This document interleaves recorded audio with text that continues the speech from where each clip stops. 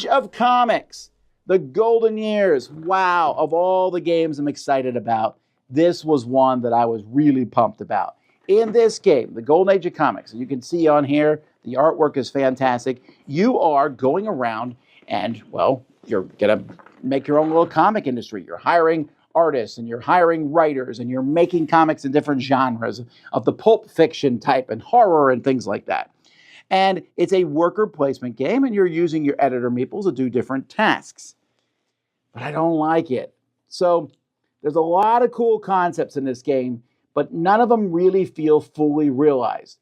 When I'm done playing this, I'm like, we're missing something. The game just seems to be missing something. But I think I can narrow it down to a lot of little problems I have with the game. There's matching genres. When you make a new comic, you want the writer and the artist to match that kind of genre. Okay, that makes sense, right? But that's the only important thing. They really should match. If you don't match them, you're losing out. And so on turn one, you will have one card that matches a genre, a comic that you're trying to do. And if you draw the other person, you are already a leg up on everybody else. And then there's kind of controlling these genres. And if I have more comics of a genre than you, I can take control of that genre to some degree. And that's kind of a boring concept because if the first person does it, gets one. Then the first person gets two, gets it, and they have it the rest of the game. There's these rip-off comics, which is really funny in theory, right? You know, this whole idea of just stealing other people's work and putting out these fake comics, these counterfeit comics.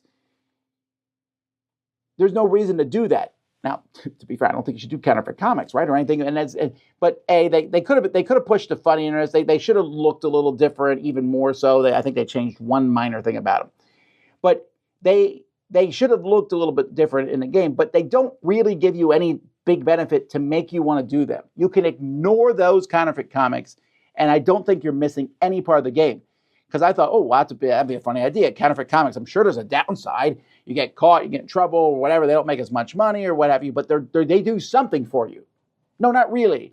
It just feels like something that was put into the game as extra stuff.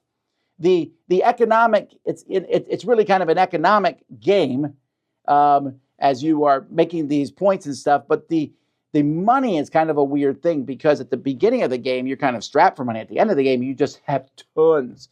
They didn't do a very good job at balancing that out. And the worker placement, where you're putting workers out to do things, never really gets that interesting. There are more spots that open up, but there's never really, I don't know, it just feels kind of sluggish to put them out. And selling the papers or going around in the city, that's a pretty critical thing. You get a lot of points that way, and it feels a little luck-based. Like I said, it's just a bunch of little things, but the game has me feeling a little empty. Like, the game is a solid Euro-style economic game. I get that. And the theme is amazing. And I don't know that the theme needs to match up perfectly, but it does feel like there's a little bit more luck about drawing the cards that you might want to get.